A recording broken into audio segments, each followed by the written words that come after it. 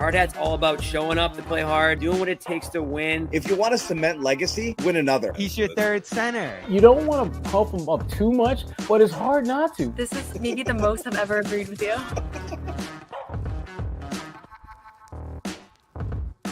Here we are. Jimmy Toscano, Bill Chisholm taking in another game as Celtics owner. Number 2. Billy Boy. Billy Boy is now 1-1 watching Celtics games.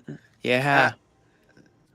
At when you TD Garden. When you buy the team, it comes with a courtside seat, apparently. It does, but you have to sit next to Wick. But look at the power move on Bill.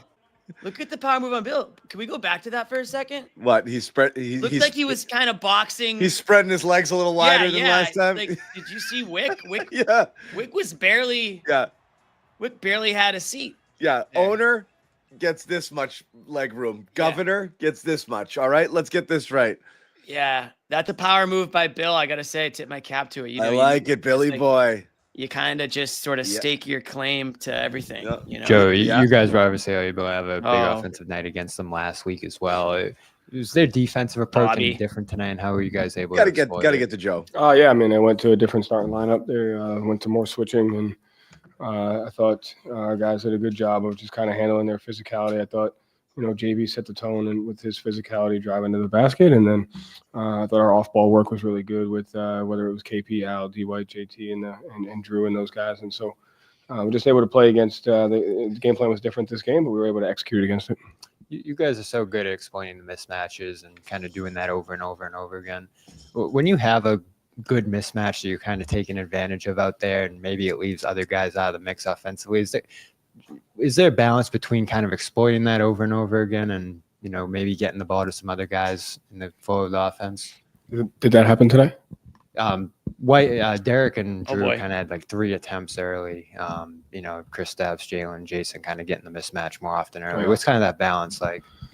I mean, 16, 18, 12, 9, 7, Bobby 5, got 5, him. 6. I mean, I think those are all really good numbers. I think at the end of the day, Bobby got him. A lot of it has to do with how being defended and what the coverage solutions are and just fighting for good shots. And regardless of who that is as long as the process to fighting for a good shot versus a coverage and we have great spacing, that's what we have to do. But I thought it was pretty well balanced throughout the game from an execution standpoint. And, we were able to generate some good looks.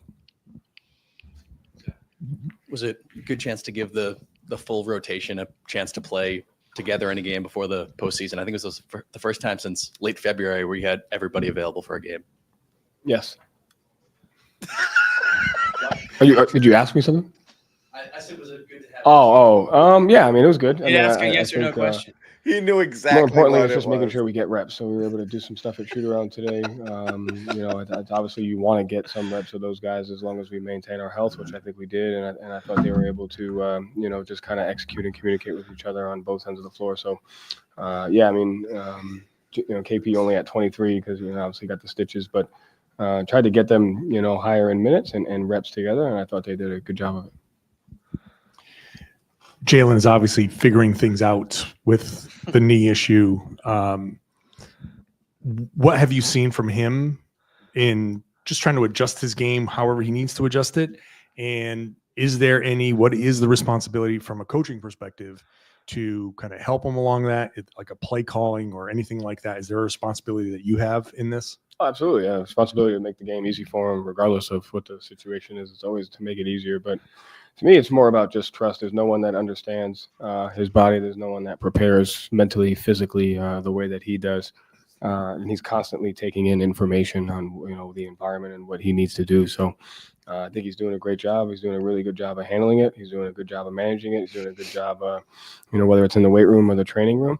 And then when it comes to the tactical stuff, it's constant communication of how we can get him, in the best position possible to be successful. And, you should be doing that regardless, but even more now, and I think he's really doing a good job of figuring out ways to be effective for our team.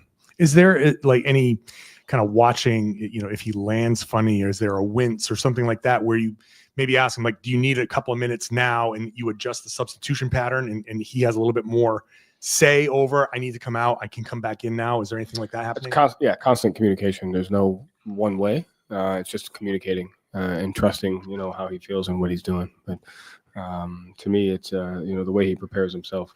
He knows what he needs, and constantly asking him, and he's telling me, how we can get through it together. So he's doing a good job of that.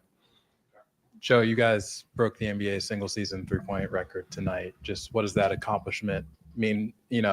Say about this group.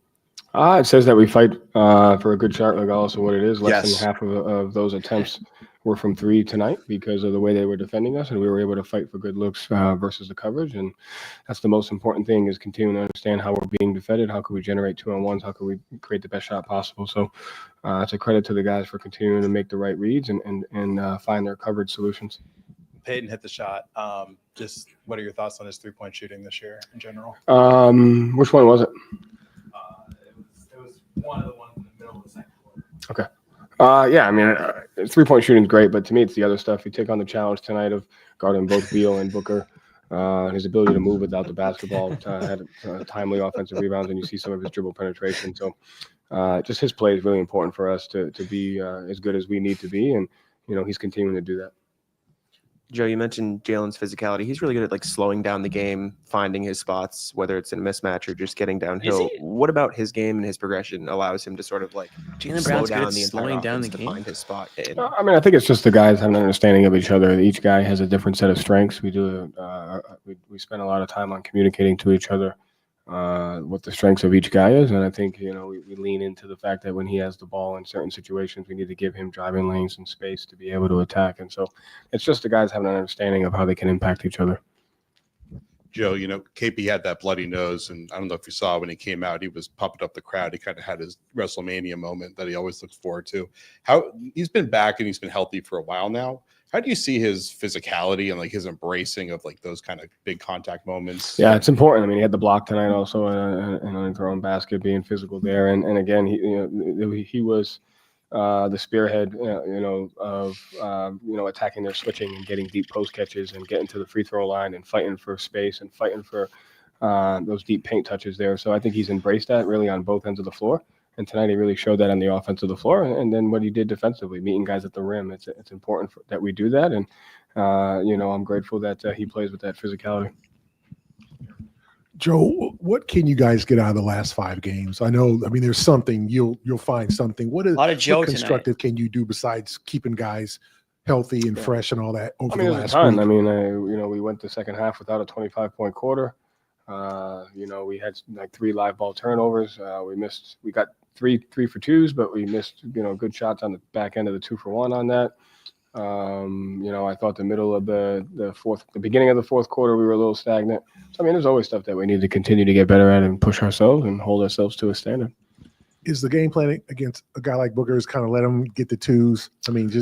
I think it all depends on how the game is going. And so we were up 20-13, and he had 10 out of the 13 points, and 6 of those came because of our mistakes. So we fouled the pull-up 2, and he got 3 points there. We missed the communication on a switch. He got there, and then he shot a running hook and a floater. And so, those shots you're not going to be able to do. It's real more maintaining the other guys. And so we kept him in check there. And then, when you get off to a double-digit lead and that, it's about making him have to finish inside of the paint versus guys. And I thought we were physical with him. We did a good job showing a crowd, not knowing whether you should shoot it or pass it out, and had good reps of that. To change gears a little bit, you participated in the To The Max Foundation thing that's going on in the NBA. You wore those custom shoes for the 2nd year in a row. I was wondering if you could just talk about participating in Autism Acceptance Night tonight. Yeah, I'm grateful that I get to do it. It's for an important cause, and there's 2 close people in my life whose children have autism, and the impact and just that it has on children and families. Scott Morrison and John Jacobs, and Max is my godson, and so be able to represent him and help him any way I can is it's a great opportunity. Thanks. That is Joe Mazzulla as the Boston Celtics defeat the Phoenix Suns 57-20. Just kidding. That's the Celtics record. 123-103. Nice. Jokes. Yeah. It's Friday, get silly, guys. Let's get silly. Yeah, let's get loose. Love it. I love how Bobby loose. Bobby got him. Bobby got him good. He got him good right out of the gate. Receipts. He came prepared. He came. Did that happen tonight? Yes, it did. Yes, it We're gonna ask freaking Bobby. did. We're gonna ask Bobby about that immediately. Got when he him. comes on. How did it feel Boom. like get him? Bobby needed a win. It's been 77 He games. needed a win. 77 games. Bobby needed one. He needed a win. We got one. we got him. one. Don't let us get hot. Don't let us get hot one. now. Yeah. Watch out, Bobby at that next presser. Don't let him get one, Joe. You open the door a crack. Joe's gonna go home. He's gonna be madder about that than anything else that happened. He's going to be pouring over the game film after God, this. how did I friggin' miss that? How did I let Manning get me? Damn it, Manning. Good stuff. Anyway, Celtics win. A get right game after the Miami Heat debacle, and a great sigh of relief game for Jaylen Brown. We will certainly give Jaylen his flowers tonight. Should we just delete last episode where we were freaking I got to out for delete almost an hour everything and a I've half? said for like 10 days. I got to go Yeah. back and scrub my Twitter. Yeah, dude. After text us, you might have to go back and delete This those fucking too. guy. Oh my god. We're toast. It's over. Better without him. Budenhauser. It's over. Whatever. We can admit things. This show, as always, is brought to you by Prize Picks, largest daily fantasy sports platform in all of North America. Download the Prize Picks app today. Use code CLNS. Get 50 instantly when you play 5. That's code CLNS on Prize Picks. Get 50 instantly when you play 5. Prize Picks, run your game. Also, cool thing about Prize Picks, no tariffs. Also, Game Time. Got him. Check it out. Game Time app. Yes, that's how you get in on the action. Take the guesswork out of buying tickets with Game Time. Download the app, create an account, code CLNS, $20 off your first purchase. Download Game Time today. What time is it, Jimmy? It is 10:13 p.m. Game time. It is game time, baby. Line. Also, we want you to vote in the 2025 Garden Report March Madness bracket. We have them in both our YouTube channels where we are streaming live right now, as well as a poll running on Twitter or X, whatever you call it these days. And we are in the final 4, and we are Blame Pie. The 4 seed versus the 3 seed. Blame Pie versus Damn it, Amit. Damn it, Amit. I can't see the results right now. So I'm being told, damn it, Amit is winning. You're muted came through over on the third center region and the phenomenal region. It could be damn it, Amit. We will see. There's still time to vote. We're going to leave the poll up the entire game, all the way through the game. So please check it out. So we could have damn it, Amit versus you're muted in the. Is that what you're saying? Could be. That's what we're looking at for the that's what we're finals. looking at right now. Wow. I think fairly deserving, and I think I agree. I think I saw those two early on. I think I said you're muted might make a run here out of the four seat spot. Yeah, and it has. Damn it, Amit, another winner. No Amit tonight. I couldn't yell it. Damn it, Bailey. Damn it, Bailey. So that's it. So yeah, again, check that out. It's fun. It's the bracket. It's you guys. You guys help us with these things. Shoot. Good question here. Yes, we are counting votes for last show because we put it up prematurely. We'd been doing 2 per night, but the final 4 was supposed to be 1 per game, spaced out with the finals happening on Sunday, where the poll's going to stay open all the way through Monday. We will tabulate the votes, but the last game where you can vote, the voting on the finals begins on Sunday, but this will stay open all the way until tip-off Sunday. So the poll is active on X. It stays active after this, so we do still tabulate. You can go in and you can vote. So check it out. You're gonna vote here, and then you can go on X or Twitter, and you can vote there. And you can create a bunch of different accounts if you really want to stack the ballot box. You can do it. Very likely Amit rigging it, and it could get steamrolled with you're muted. I don't know. We'll see. We will see. He might, if Amit's smart, he's not watching right now, but if he's smart, he will not roll the music on Sunday, and he will force me or whoever to yell, damn it, Amit. He will. That's how you could do it. That's how you could do it. Vote early, vote often. As for this game here, hard to not call this a Jaylen Brown game. 31 points, 5 rebounds, very 3 big assists, of you. 10 out of 60 field goals. I'm going to say 2 things. Both of them are going to try to make me look better. In light of everything that I've been saying, but not really. Yeah, it's going to take a lot. It's going to take more than two things. No, I for don't that think to much. happen. Look, here's the thing. I don't think much changes. I, I've had a problem the whole time with the conversation being about why is he playing, which doesn't bug me as much because I have conceded. I'm not a 65 game guy. I haven't not been in that camp.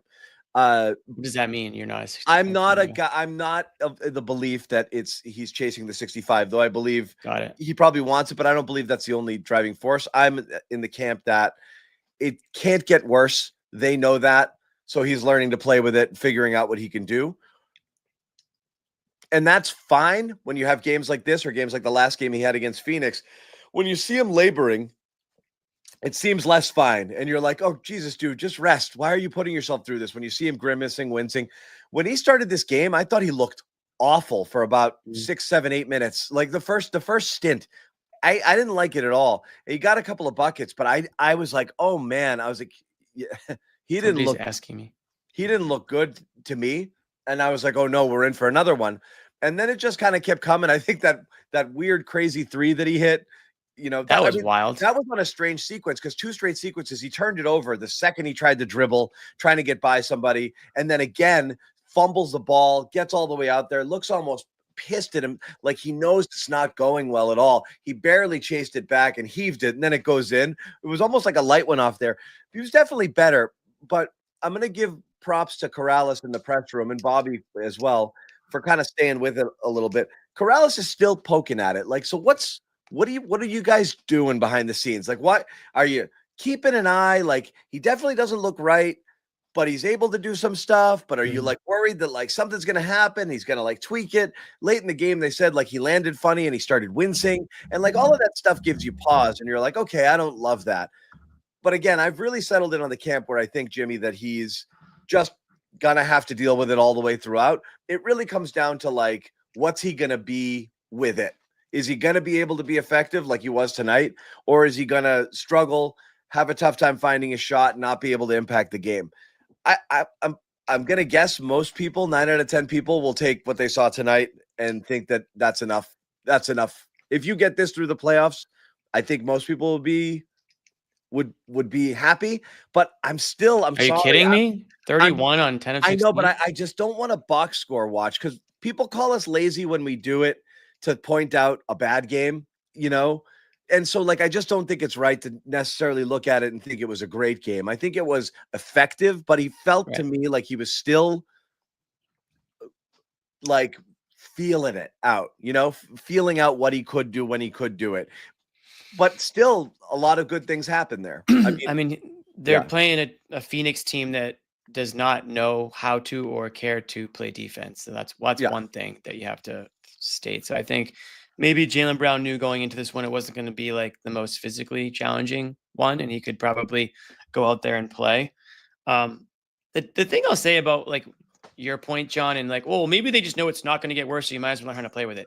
Like, that's one thing to say that about like mallet finger. You can go out there and just play with it, and you learn to play with the sling on with the little thing on your finger.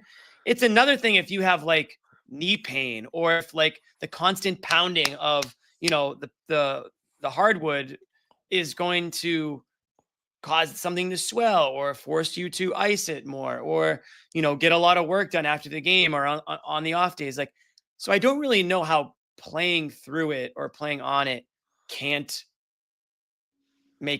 possibly make it a little bit worse. But without knowing what the actual issue is, it's all guessing. I don't think the team or Jaylen Brown would have him out there playing big minutes if something serious could happen. I just don't know. If he's not playing for 65 games, I just don't really don't know what the big reason to do it is. Like, it's better to be safe than sorry right now. The only thing that can really slow this team down is an injury, is like a serious injury. Now, that being said, Jaylen Brown, did he look 100% tonight? Absolutely not. But it was much more comforting to watch the way he played tonight than it was the last few games, which I think it shows you that, okay, if he does have some knee pain or if he has some discomfort, he can, quote unquote, play through it. And if it was the playoffs, nobody would bat an eye. Nobody would question it at all. Play through the pain, play through whatever discomfort it is. putting up numbers like this, playing the way you are, yeah, would still like to see him be a little bit more aggressive. Again, I think that's more to do with the time of year and the opponent than anything else. But it being, game 70 or whatever, 70 something, it just seems like, okay, you saw what you could do with the pain. Slow it down a little bit here. Take a game off. You're muted. Yes. You can play with it. You can play with it. Like, fine, you got it. You figured it out. Take the rest of the time. How about this? Let's settle on this, Jimmy. And I don't know what the answer is.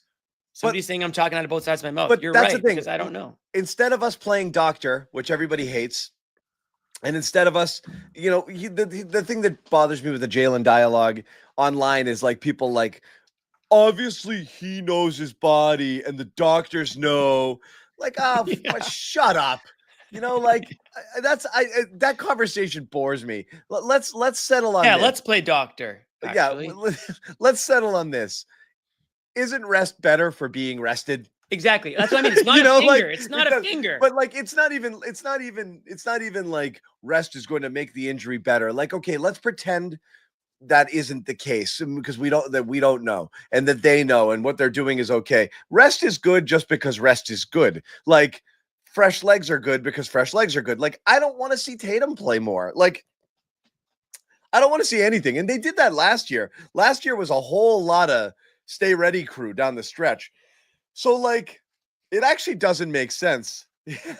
Yeah, kid. Yeah, dude. Socks kid. Yeah, you just put one of them, like one of those wraps on it. You just put like a wrap on it, and you can pretty much do whatever.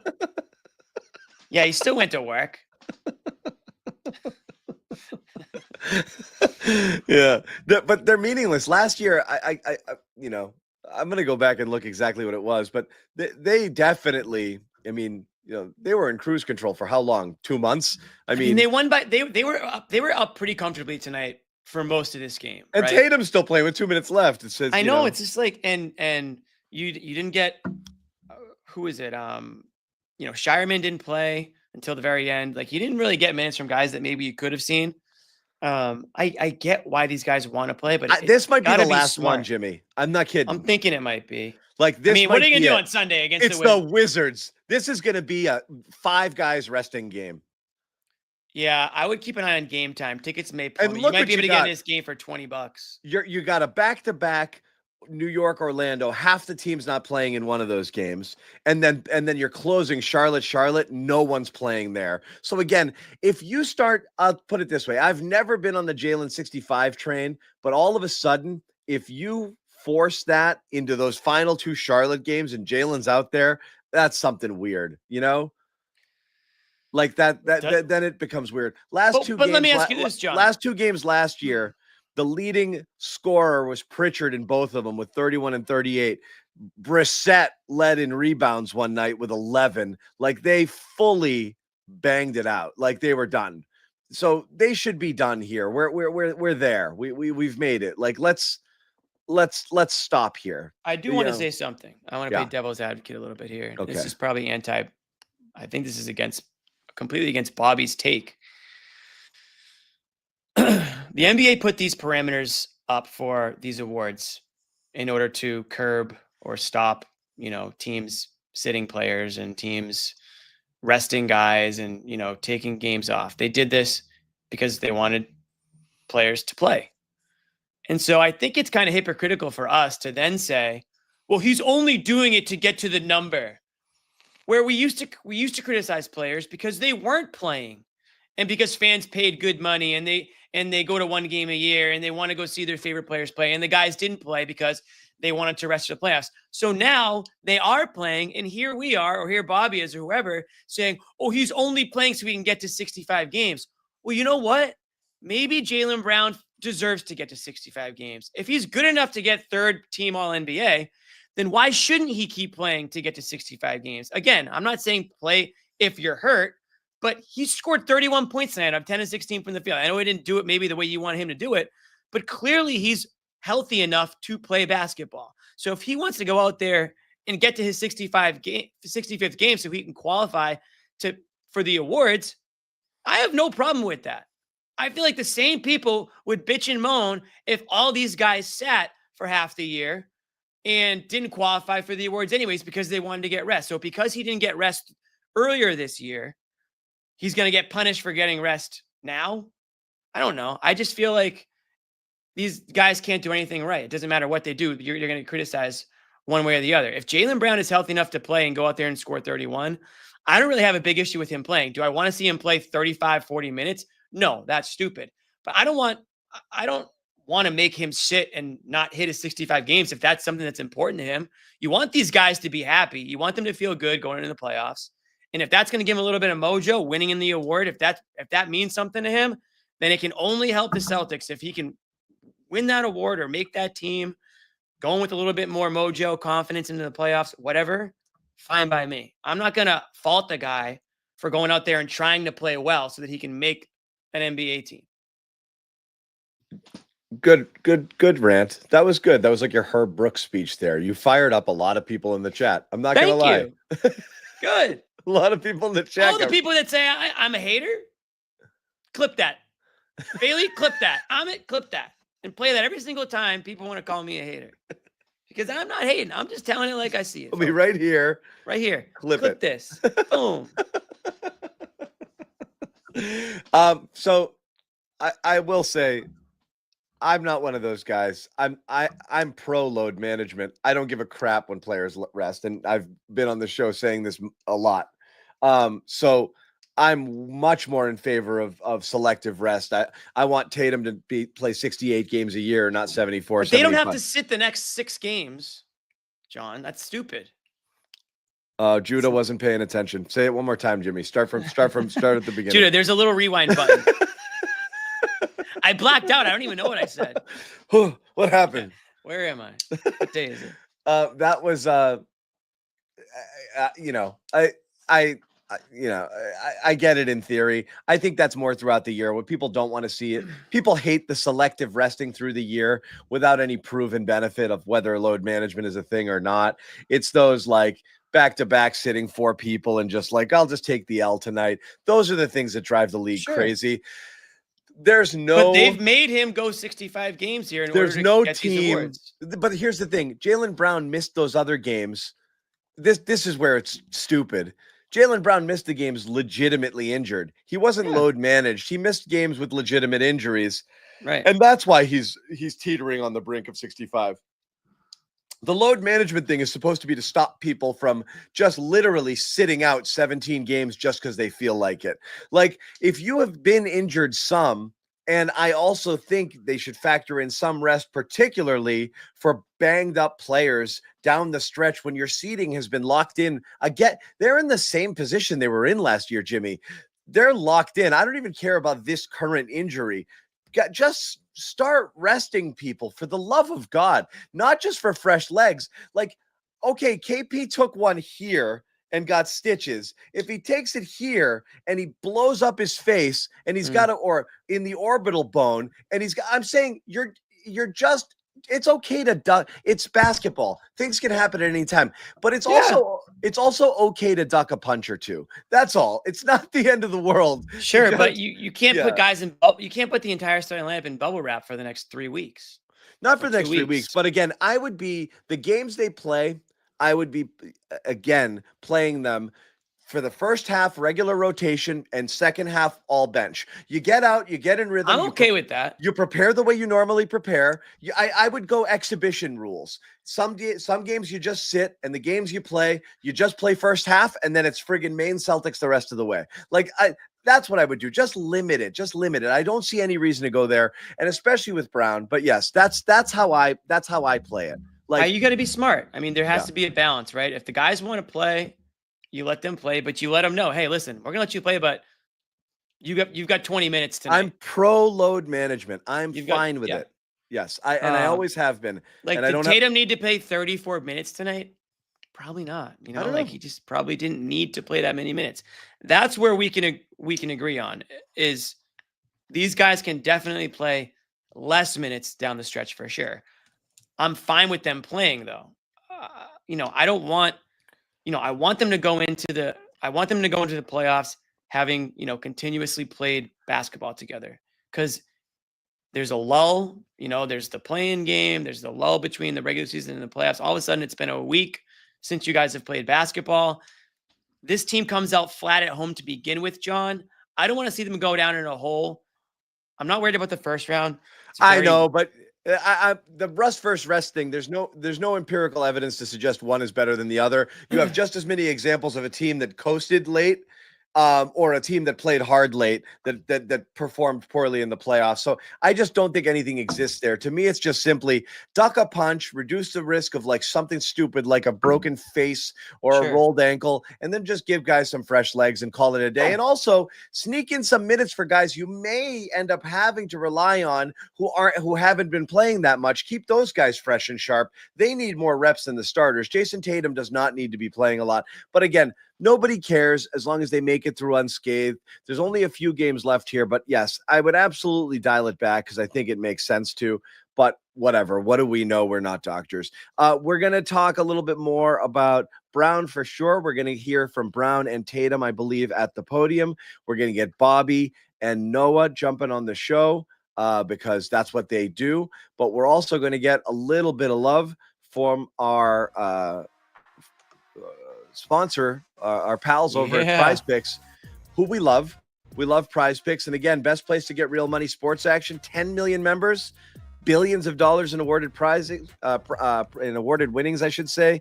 Prize Picks has made daily fantasy sports accessible to all. Pick more or less on at least 2 players, shot to win up to 1,000 times your cash. Great time of year to get in on it. Obviously, you've got college basketball, pro hockey, pro baseball has started up.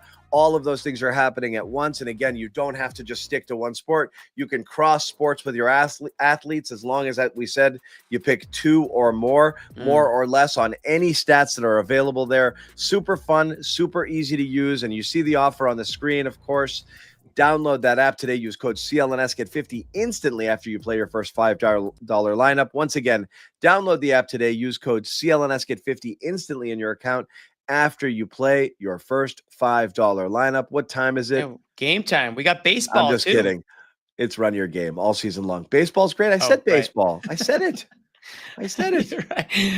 You did say baseball. I know, but the reason I'm bringing it up is because the Red Sox had their home opener today, John. They sure did. There's something happening there. Well, bombs. I know. I'm not going to say I'm there yet because I have a little bit of a rule. I don't really get into baseball in April. It takes me a couple months, to be completely honest. But it's good to see this. There's a little bit of a pulse. I used to be not just baseball first, like baseball here, and like number 2 was like here. I was so baseball for so long in my life. But I mean, from a kid all the way through, like I was baseball. And then John Henry he got me, kid. He got me. I'll say this about John Henry. He did good for a while. He did get you a World Series. But yeah, put it this way. John Henry had us in the first half. But now he needs to go. Yeah, he's got to go. But this team's solid right now. That being said, John, they've made a couple of good signings recently, extended a couple of guys. So Can I tell you the not truth? A lot to complain about. My quick John Henry minute. Ready? I think John Henry is impossible to argue with his success. They've had 4 World Series. I think John Henry's flip-flopping in terms of what he wants to be and who he wants to be. Don't sign old pitchers. Wait a second. Let's throw a bunch of money at David. He always corrects the last thing that happened. Build the farm system. No, wait. Go get Dave Dombrowski to trade everybody and win a World Series. No, wait, let's do it this way and let's be cheap. Let's bring in Chaim Bloom and operate really cheaply and build it up again. And then Chaim does that. And he's like, goodbye. Like the worst thing that you can do as a general manager is do what John Henry tells you to do. So he's changed his philosophy a ton, but they've won. All that being said, this is where my rant ends. It's been frustrating, and the Mookie stuff I think was unacceptable. But I actually 1,000% agree with not spending a nickel on any of the teams over the last 3 years because they weren't real. You wait until your prospect pool is legit. You either trade them for established stars because your team is close, or you build around them. and then go spend money. There's no reason with the teams that they had, without any prospects in the pipeline coming up and playing well for them, to have spent money any of the last 2 or 3 years. Because we don't care if they spend money. Because it doesn't matter. Because it doesn't matter. Save it for when it really matters. It's not our money. Who the hell cares? Because you're going to be a 500. Look at the Dodgers. I'm saying I would only be doing it when I'm ready to go. Like, not every year, just buy the most expensive player because you can. Torpedoed the freaking team, the whole organization, and then use that as an excuse to not spend. Wow, yeah. Brilliant. Anyway, that's my take on it. Is I actually don't disagree with that. But you're missing the whole point that he did it to himself. Jimmy, I don't miss points. I just make different ones. You missed the point. I didn't miss it. I just made a different point. Anyway, we're done. We're done with the Red Sox. We're done. So Henry, here's my new concern, because we'll put Jaylen aside for now, even though, again, we're gonna have to live with it. Hold on one second. Bars. What's that? Somebody wrote bars.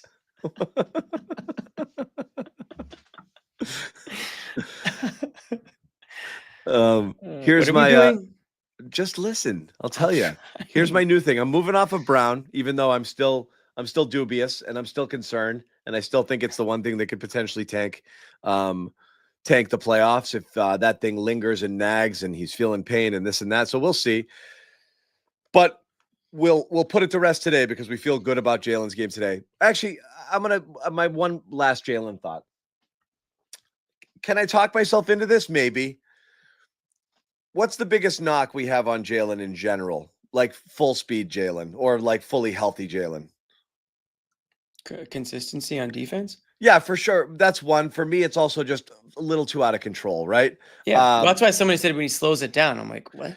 So some people had been saying this. I could talk myself into this because I thought where Jaylen, a couple things that I liked tonight was him working in the post, and then Bobby was quick to point out that he's been their second most effective point per possession post player outside of Porzingis on the team. And I was like, okay, this can work.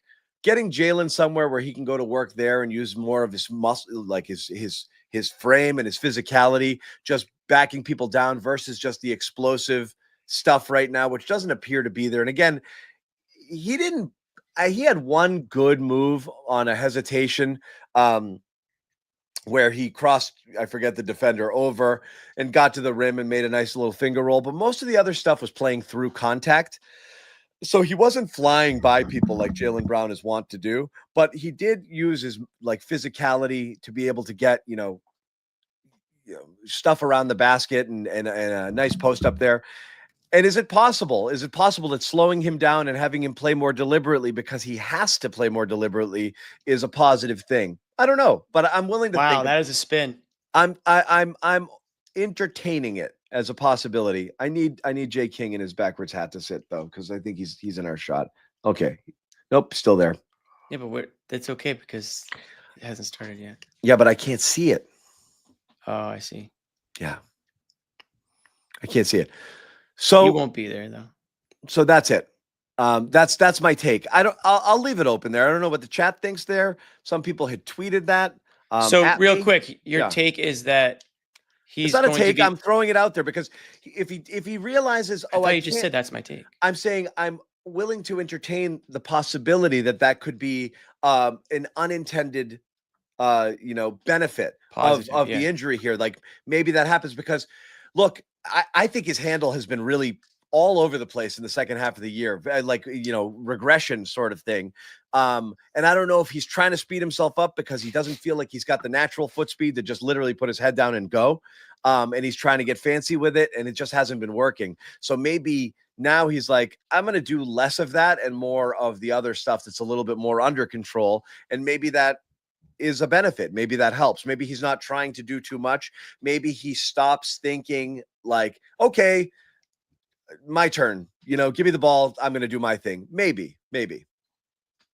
So like I said, I'm willing to talk about it.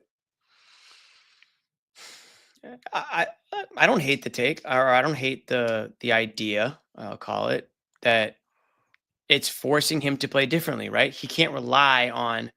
Maybe he can't rely on his athleticism, or maybe he can't let his athleticism get ahead of his thinking because he has to slow it down. I mean, that's one way to go about it. If it's me, I want to see Jaylen Brown just be the aggressive, physical. Yeah, sometimes it hurts you, but they need a guy like that. They need the physicality and the athleticism. They're not a very athletic and physical team. So that's kind of Jaylen Brown's strength. I love when he gets aggressive, when he drives to the hoop, when he plays hard that way. So I'm really hopeful that whatever he's dealing with is not something that can get worse or will get worse. I don't want to beat a dead horse here and just talk about. I agree here, DJ. I'd feel better if the shot was good, but he's shooting 30% from 3 since the All-Star break, and 31 on the season. So 30% from 3 is pretty normal. It's all not good. Right. Yeah. Tatum's coming up. Relies on the athleticism. Tatum's coming up on the podium here. Yeah, I mean, that's been bad. The 3 not being there all year is another weird thing that he's had to play around as well. So he has to be much more selective with what style of game he's playing here. We got Jayson Tatum coming up to the podium here. We will listen in. Nope, it's Jaylen. Jaylen, listen in what Jaylen has to say. Jaylen, you're obviously, we've been talking about a lot, dealing with figuring out how to play through the knee soreness. Knowing that you're not whatever percentage below 100% you are, what are you learning about yourself, your game, how you're adjusting as you're going through this? It's like you said, just learning to make adjustments. I probably relied on my athleticism a lot, this season, but using more of my skill, playing a little bit slower, which can sometimes be a good thing, so it's all about just, figuring that out. And I've been using these games to kind of figure it out. And just take it one day at a time. Are you studying anybody, any other players? Nailed it. Are you breaking down some film to think like how do you go about adjusting your game like that? It's funny because he was at the game today. Before the game, I was watching some Paul Pierce footage, just getting to your spots, playing at a certain pace. And today I felt like win for Jimmy. Two of John's favorite players, Jaylen Brown, I was still able to be effective. So I think that's good. But as we continue to move forward, I'm, hoping to feel better and better. But, there's no guarantee rest or anything like that is going to make it, this thing better. So, kind of figuring it out and going through it and getting ready for the playoffs. Did you talk to Paul? Have you asked him for advice? I mean, I've talked to Paul a bunch of times over the years. But specifically about this? Tonight? No, I didn't. I didn't talk to him about this, but it's good to see him at the game always. Him and Big Poppy, Boston legends. So that was great. You've talked before about how physically demanding your role is, especially in the playoffs too. You're picking guys up full court, guarding the best players, stuff like that. How much of all of that do you expect to be able to handle with the way your knee is, and how is that driving you over the last 5 games of the regular season and beyond? I mean, we'll see. I'm still learning, and I'm still hoping that, and we got some stuff that we're looking to do to make myself feel a lot better going into the playoffs. I'm still learning. So every day I'm just taking it one day at a time. Obviously, I haven't felt my best over the last couple of days, the last couple of weeks. But you kind of just got to, roll with the punches, I guess. It is what it is. It sucks. I wish I could share more details, but, whatever my team needs, whatever what does that mean? I can do, whatever I got, I'm going to give. So I'm looking forward to, just taking it one day at a time. And I'm hopeful that some things will improve over the course of this next 2 weeks or so. Jaylen, even outside the knee injury, it feels like you've been a lot more meticulous at attacking mismatches and sort of trying to slow down the game this year. What about your progression as a player do you think has allowed you to be more comfortable in those spots as you started to slow the game down a bit and pick your spots like that? Just experience. My role, has changed a lot over the years. I feel like this year, making plays for others. I don't think we needed me to score the ball this year. Obviously scoring is something that I do, and that's probably my best quality. But, I really try to emphasize making plays for others on my team all season long, and I think that's what our team has needed. They didn't need another guy that just comes down and just tries to score every time he touches it. So I've made that emphasis this year, and it's been, you know, somewhat of a sacrifice to some degree. You can look at it like that or whatever, and, you know, people may have their own, you know, opinions about that. But, you know, I've definitely made an emphasis to get guys going, Peyton, you know, Porzingis, D. Luke, you know, and that's just different from any role I've had in the Celtics uniform. But you know, I wore it with a badge of honor. I feel like I've improved a lot in that area, so I've made myself a better basketball player. And I feel like, you know, we've had some great years by a lot of our guys that have been around. So, you know, looking forward to continuing to empower guys in the playoffs, and it's all about team. You know, it's not all about me. I can come down and get numbers if I wanted to. But, you know, people got to say what they got to say regardless. But I've been a team basketball player all season long. Sorry for all the knee-related questions, but just I think, you know, people are not used to seeing people play in pain in the NBA, I think, in a sense. And so maybe that's kind of part of why people have that reaction. And I'm wondering from you, or at least visibly in pain, obviously everybody's in pain, but I'm wondering, is there a level of pride that you've been able to still be effective and found a way to like get your spots, put up big numbers, have efficient performances? Because if you look through your box score, like you've had a lot of efficient performances with this injury. Is that something that you have been kind of trying to see if you can do mentally too and achieve that? Two parts. Great question. One, you normally see people Noah always gets the complain about questions when people are choosing not to play. I've never this comment. You know, been experienced it the other way around. You know, where I'm playing and people are encouraging me not to. But you know, yes, I think, you know, pain is definitely a physical thing, but it also is a mental thing. So, you know, Joe has allowed me, even though, like, you know, my team or visibly can see maybe I'm in a bit of pain, that they trust me to go out there and I can control my body and still be able to make plays and mentally be able to kind of, you know, push through it. I think that's going to be something I'm going to have in my back pocket. So I've been just utilizing these games in order to, you know, to fill things out. And, you know, things will get better, I'm sure. But if they don't, then, you know, I still have a good feel of kind of where my baseline is at and stuff like that. Because there's no guarantee that, you know, honestly, that rest is going to make anything better. I wish it would, but it's kind of the cards that are laid out. That kind of answers my question. Jaylen, tonight the second unit contributed nearly 40 points. How nice was it to have the entire rotation available for the first time since late February? Great. You know, anytime we're healthy and be able to be on the floor all together is a strength of ours. So I thought it was a great team win. A lot of guys, you know, play well. I thought Luke was great tonight. I thought DY was good. He made plays, rebounds. He flirted with a triple-double. JT, of course. KP was playing well. Like, you know, so just keep continuing to build that camaraderie, clicking on all cylinders. And then, you know, just rolling. I think we're playing some great basketball right now, and it's the time of year you want to be. So, you know, we want to prioritize health. It's not going to be perfect, but as a team, if we, you know, work together and we keep emphasizing team, that I think we have enough. You know, we got plenty. So that's the goal, is just, you know, buy into the team, buy into the game plan, buy into the strategy, and rely on each other. You know, so that's what I'm focused on. Jaylen, the injury is one thing, but you're also dealing with a minutes limit, which you're not used to. That's another thing, yeah. Yeah. What's that conversation like with Joe when you want to play or you're getting taken out and you're kind of looking at him like, come on, man, like, what's that like? It's just constant communication, and Joe is giving me, I appreciate Joe because he's giving me grace, even though, you know, like he's letting me feel through it. He kind of understands where it's at, and he's letting me, you know, play through some stuff. Even last game, I took some like ill-advised shots last game, and that was just a part of me like trying to figure out like where I can go. And you know what I mean? Like, I still want him to hold me to that same standard, but I appreciate Joe for the communication and stuff like that. And it's good to have that now rather than trying to figure it out once, you know, everything is on the line. So I think it's important to kind of build that.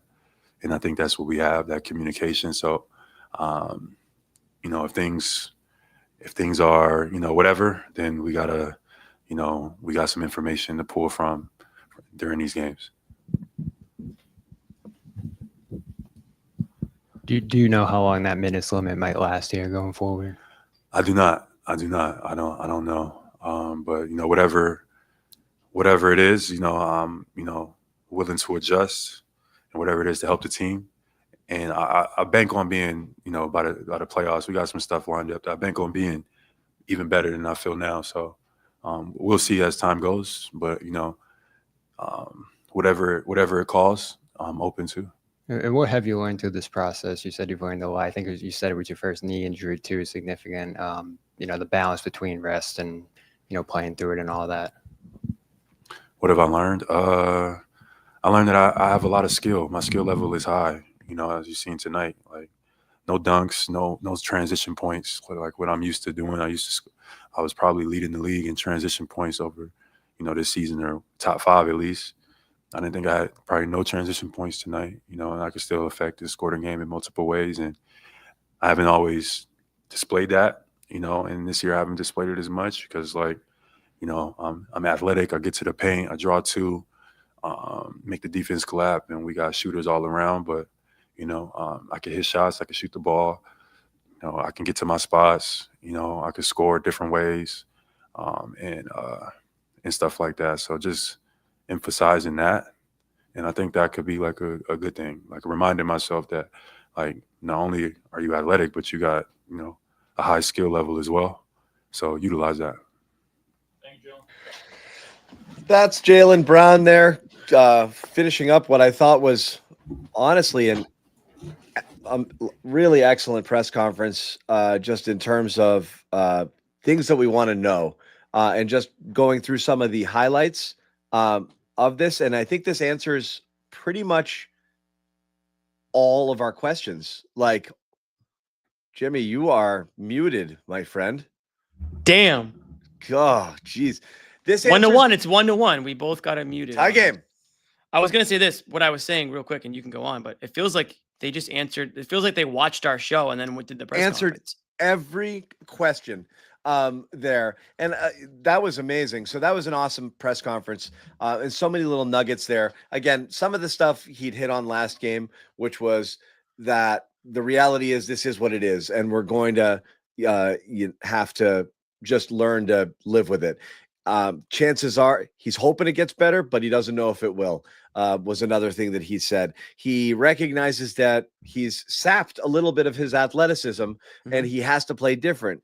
Pointed out at the end there, following the question by Bobby Manning, that he wasn't running in transition. He's not out there dunking on people. His one time where he did get by somebody and got into the lane, he settled for, not settled, it's fine. He's, a nice little finger roll there. So some of the high flying stuff, some of the fast stuff, some of the athletic stuff is not there. And he knows it. And we know it because we can see it, but it's nice when I hate the nothing to see here stuff sometimes you get from fans that want to wish things away. I think that this is exactly what we're seeing, and he kind of answered it. It might be this way, but I got to figure out if I can find other ways to impact winning. And tonight he did. How much of that has to do with a Phoenix Suns team that doesn't want to be here anymore and doesn't play a lick of defense? Hard to say. How's this going to be when you're playing tougher, more athletic teams where even doing the stuff that he did tonight is going to be really challenging? I don't know. But it goes back to the thing I was talking about before, is a slowed down Jaylen Brown and one who's not forcing the issue and just looking to get his because he knows he can get it. Could it potentially be something that works to the Celtics' favor? Maybe. So it's interesting. I just think there's a lot of stuff there, but I don't think I have a single question left unanswered. I am a little bit curious, Jimmy. He's not sure if rest will help it.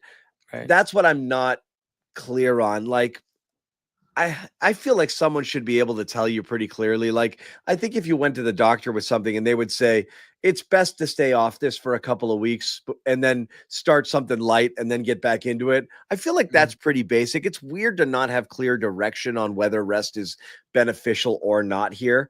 But I've always been leaning this entire time through that feeling, which is, yeah, he'll feel good for the week that he's resting, but the first game that he plays, he's going to feel exactly the way he felt when he stopped playing a week before. There's not enough time to rest this thing away. That's my take on it. And I think that's kind of what he's saying here.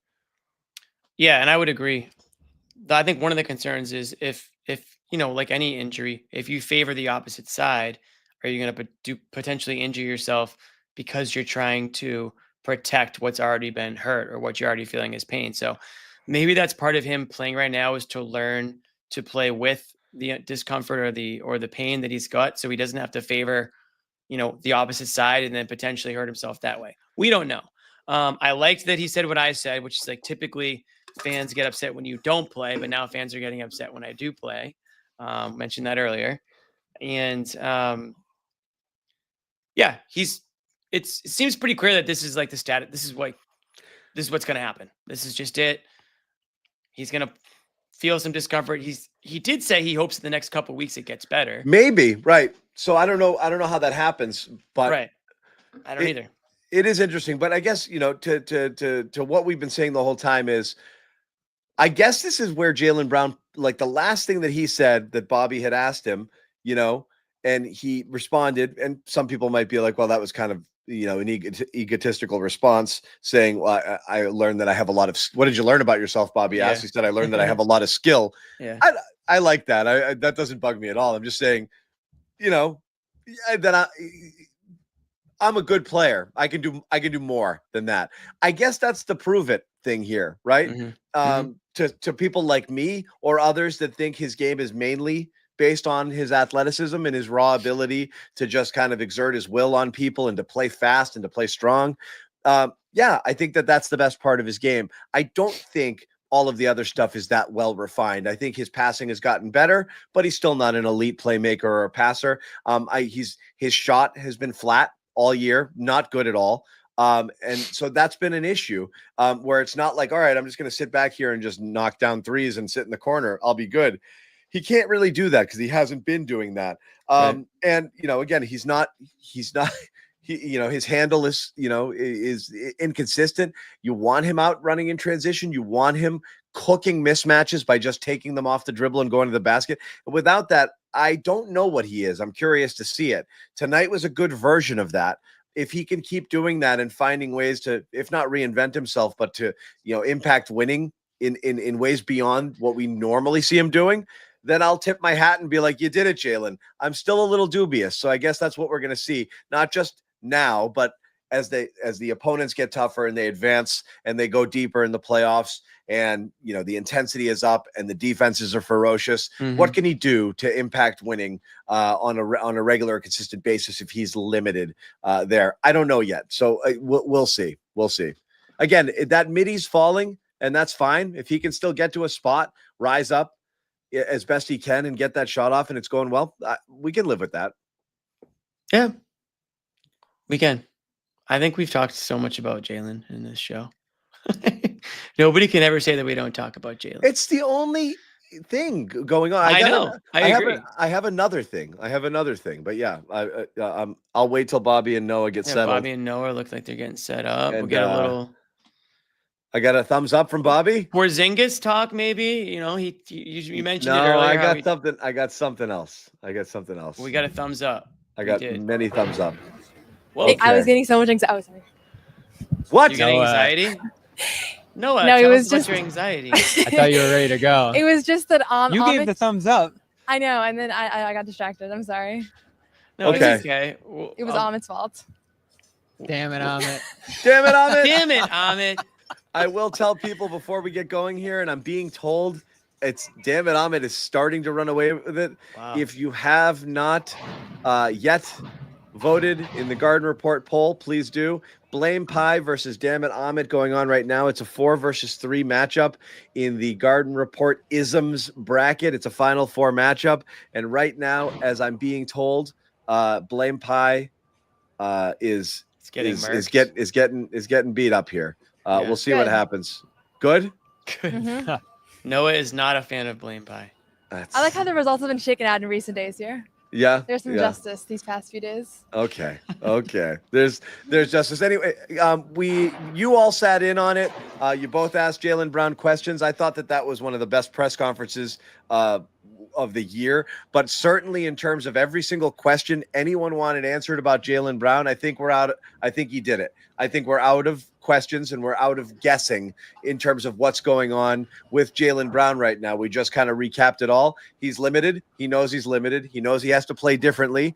He still thinks that he's able to impact winning and impact the game in a lot of different ways. He's not certain whether rest is going to make him any better than playing through the game. So he's playing through it, trying to figure out ways to deal with what's obviously an injury significant enough that he's constantly cognizant of it. And it is impacting, the way he plays basketball, the way he's accustomed to playing basketball. That's it. And a lot of that we surmised ourselves, just kind of, reading the tea leaves or some of the other comments that he's been making over the last week or so, but he laid it all out. I don't think there's anything left to discuss here. So I guess we'll ask again. And again, Noah, I know you mentioned it the last Phoenix game when we were trying to decide, was he moving better or did he just figure out ways to be effective while not moving as well? Was this another case of that? I mean, he himself is saying, he put it up there. I didn't have dunks. I didn't have transition buckets. Most of his stuff he did in ISO. Most of his stuff was just using his physicality, getting to a spot, rising up, or, bullying his way to the rim. He worked a little bit in the post as well. But is this sustainable, what he did tonight? So I think, first of all, he has, I was kind of looking through the game logs and he's found a way to be effective offensively through this stretch. Maybe lower usage, maybe, obviously playing fewer minutes. Tonight, obviously, it all kind of came together for a really strong offensive performance. And it all makes sense why he's playing through this if this is the reality where he doesn't know about the rest and he wants to make sure that he can still kind of get to a spot and be that offensive weapon. I think if I have concerns around what's scalable, it's on the defensive end, because so much of his value to this team is what he's able to do locking down an opposing star. And that's what I'm wondering. I mean, it's different than dunking or going in transition, but you need your knees for that. So I think if I have a concern leaving tonight, it's more on the defensive end. I've actually liked his style of play here offensively. I think that him slowing things down, getting to his spots, there has been a little bit of value to some of the adjustments that he's making, as far as just sometimes, when he's so athletic and he's so fast and running around, and that's kind of been the critique on him, right? Thinking about him as a rookie, that it's almost a lot of control, and he's been almost more in control offensively throughout the stretch, and sometimes almost too quiet where you're like, is he okay? Why is he playing? But I don't dislike the offensive changes. And if you look through his game logs again, he's been shooting 57% since he returned from that 10-game absence. He's been more effective at this stretch from an offensive efficiency standpoint than at any other stretch during the season. Yeah. So real quick, Bobby, before you jump in, because I know Noah sometimes not being here on the early part of the show just assumes she and I disagree about everything. That's exactly what I had said earlier to Jimmy, which is this might be an unintended benefit of this, where you're not going to have loose handles Jaylen trying to go fast, trying to force the issue because he knows that he can at times where it's not necessarily what the game needs, where he recognizes, I got to play smart, I got to play within myself, and the slowing down ends up being something that helps them. So Bobby, I don't know if you kind of agree with that, because I was curious if people think that might be a good thing. Yeah, and you do wish you had the full Jaylen, obviously, because you want all the stuff that he might not be able to offer there. And we were tossing around some of the stats too, John. Them falling to last in transition over the last month, that definitely stemmed from losing Jaylen in that category. And you see 2 possessions a game, maybe 3, missing from what he was doing last year in that department. And he's basically their only transition player consistently.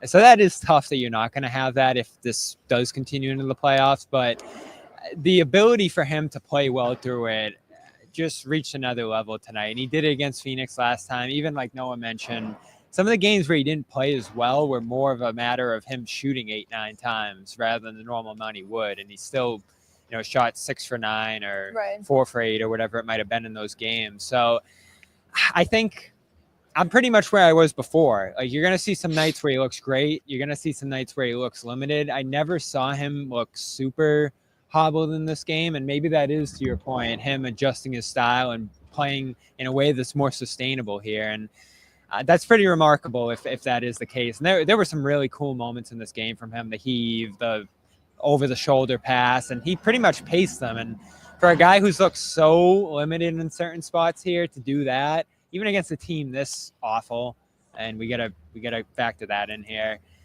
It was really impressive stuff, and you mentioned the press conference too, John. Pretty impressive there too. And I'll just add anecdotally, he was really limping out of the last press conference. You could tell he was in a lot of pain. He looked better today. He walked completely He might just want normally. to stop dunking. Yeah, he walked. Every time he dunks, He walked completely normally out of this one, as far as just like what we can see. I thought he had moments where he looked to be in pain today on this, stretching a little bit, doing that stuff. But I almost feel like as viewers, we need to stop trying to figure out if he's in pain. The answer is yes, he's in pain, and more just start evaluating whether or not he's being effective, because so much of these past few weeks has been like, oh my God, like he looks like he's wincing, he's landing, he's hovering over, like, and it's almost like, let's toss it and just see like, okay, how is he actually playing? Because that's going to continue, I think. And so I want to see him like guarding Devin Booker, like, can he do that? I don't know. So let's get to the one part I disagree with, that rest isn't going to help. Like, how do you know though? You don't know, like. It can't hurt.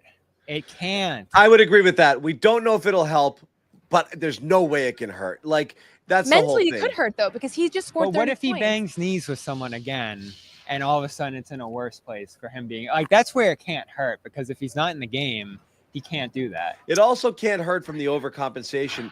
If he's currently experiencing enough pain where it's constantly there and he starts favoring it and doing other things I'm always a little bit nervous there. But to me, I just view it as trying to duck a few punches here, not necessarily medically speaking. What do we know whether or not there's going to be an actual medical benefit? I more mean like, couldn't we all benefit from some rest at this point? Like, it's been a long year. Like, just take some time. You saw how they wound down last year. It was all stay ready crew the last couple of games here. Like, that's what's going to be interesting to see this week. you've got back-to-backs with New York and Orlando. You have to imagine all the starters are going to sit one of these two games.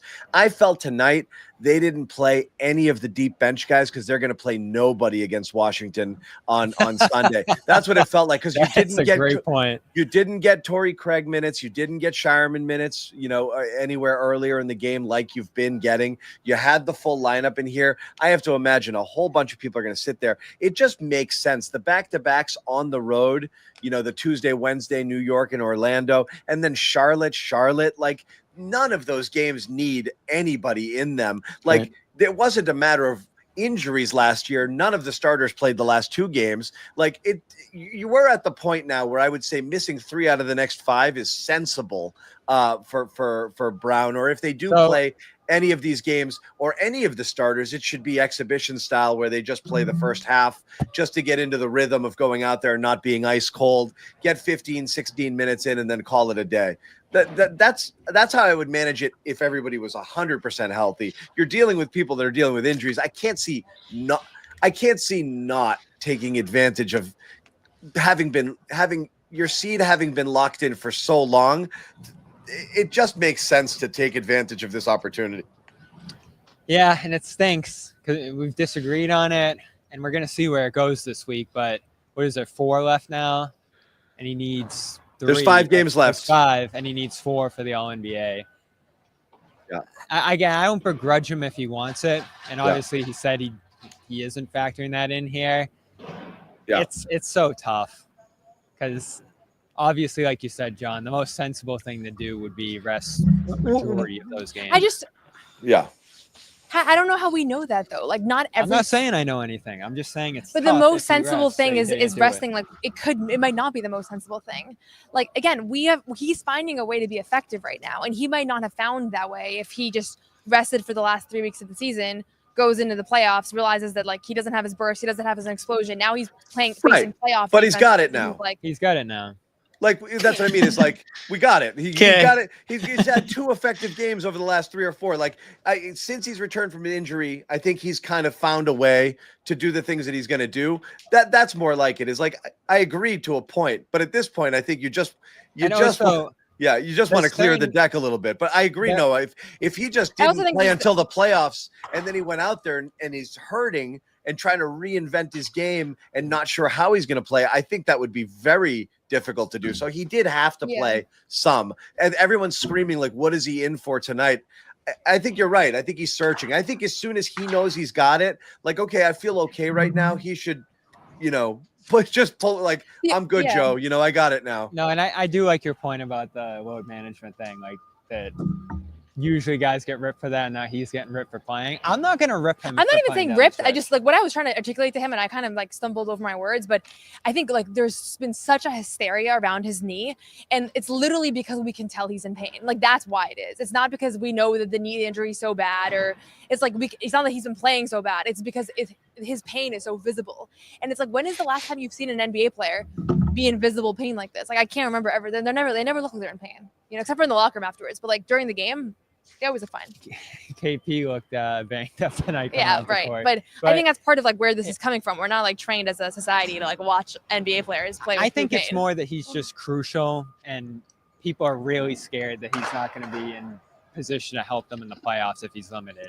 And that was interesting too. Out of this one is the minutes limit, and obviously him having pretty high confidence that they're going to be able to make him feel better and be in a better position for the playoffs. I don't know if that's alluding to some sort of treatment he's going to get or whatever that might be, but I think we're getting to a place at the very least where we know he's going to be able to work through it, whatever it is. You would hate to see him aggravate it over the final stretch here, but if he I don't does even know want if to that's go, possible though. That's the thing. It's like they keep saying like, there's no way they put him out there if re-aggravation is an issue. This isn't like a soft tissue injury. Like I mean more like bumping knees or something, John. Where the pain would get worse. I think at this point it is what it is. It's just going to feel the way it's going to feel. I mean, the way they're talking about it now and what little we know about it, or what the Twitter doctors have told us about what bone bruises are and how they feel and what they do. Yeah, I don't think there's risk of re-aggravation. And I'll stress this too. I don't mind if he wants to go get the All-NBA because he's handling it fine. Here we go. He's handling it pull fine. up the text? All I said in the text is that I feel like he's going for it, and I still do. And I don't mind it because he's playing well. He's shown he can play through it. I said it on Twitter before, Bobby. I'm so not interested in whether he should or shouldn't be playing. I'm more concerned with whether or not he's going to be good when he does play. I think at this point we're I seeing find that this he can be good. Yeah. All things being equal, I just want to rest everybody just to avoid anything freakish happening. Give them their rest and just get them ready for the playoffs. How many times, if I don't understand people, I don't understand. This is what bugs me. Like, what is the whole I trust the medical staff to play an injured player coming from the same people that are saying put KP in bubble wrap until the finals? Like, let's figure it out, guys. What do we want to do? Protect the people you're worried about who matter and who are going to bring you a championship or not? Like, what do you want? Like, it's so strange to me. Like, right. I mean, people have been saying that, just put him in bubble wrap, put him in bubble wrap. I said that earlier. You got a guy out there literally saying like, I'm in an extreme amount of pain, and everyone's like, I trust that what they're doing is okay. Like, I mean, it's just. I'm tired. I thought this is going against your point. I feel I'm just tired of both sides of the conversation. Okay. The trust, well, can I just add another trust side to the this? medical staff people and the people who think they know what's best for him medically. Like, enough. Let me ask this. No real more. Quick. Is he? Because I'm blanking, but is he wearing anything over the knee right now? Anything at all? It's just whatever. There's no sleeve. There's nothing.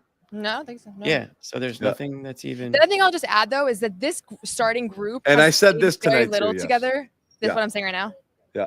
No. I was saying also just avoid the freak stuff. I said injury aside, I'm pro rest. Period. I'm a pro. You look like a pro rest guy. I'm exhausted. I think this is one of my takes where I'm realizing I might need to like align with like the consensus here a little bit more, because I'm not really that pro rest, and for a couple of reasons. I think a lot of times the rest you kind of go back into a playoff environment beyond like 2 games, which they always rest the last 2 games, right?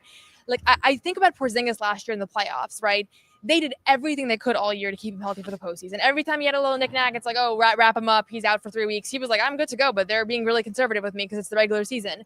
Then he comes in, plays 2 games in the playoffs, gets hurt, misses the entire playoff run, which they were definitely conservative with as far as they could have probably bought him back a little bit earlier, plays 1.5 games and gets hurt again and almost misses the whole finals until game 5, right? So in that case, like, was the rest group, like chanting, like, maybe it goes both ways, Noah. There's no empirical. Though. We have no idea if the stuff works. And the NBA said load management doesn't work. I don't know if that's true, but I just think I don't know. I never got the bubble wrap thing because the bubble wrap has already shown us that we exploding around it. Yeah, that like you do it and you do everything right, and it still doesn't necessarily work. Over here, Bobby. Guys, we're right here. Focus. What are you looking at? Some things want to do. Some things We're almost live. went by with our No, things look, up. Noah, there's no. Yeah, we you're right. have like a whole. Noah, you're right. There's no evidence either way. There's no empirical evidence to suggest I think rest you go with your gut. You go or with what playing works. people on the There's team just and as many everybody feels like times. Yeah, there's just as many times in any sport in all his. You hear this all the time, and it's a talking head take. You know, like you see it in baseball, you see it in all sports. A team is cruising, they rest their starters, they get to the postseason, they get beat up early, and everyone's like, it was a mistake to rest them. And then another team plays plays their starters deep, and everyone's like, and then they get beat in the first couple of games. Everyone's like, they should have eased up. So like, it's such an easy. But they haven't played a lot together, and they're as everybody knows now. I think their starting five still doesn't have a great net rating, and they've played like 23 games all season with that whole top six. And so I could see some value if everybody's like, we want to get 3 or 4 games here. And again, the last 2 games they're going to rest, but like there's 5 left. That's what they did tonight, I think. Yeah. And I think they're going to do a few more of these. I think this is not the last one. I think there's going to be probably a few more. One of the 2 on the road, I think for sure. I think that might be it for the full go. That's the way I view it. I think Sunday's going to be they're going to 3 of these guys sit. You know, and then the back-to-backs, you're going to go 50-50, you know, with both nights. And then those 2 Charlotte games, I don't know if you see anybody play, but we'll see what happens. We've been on Jaylen for a while.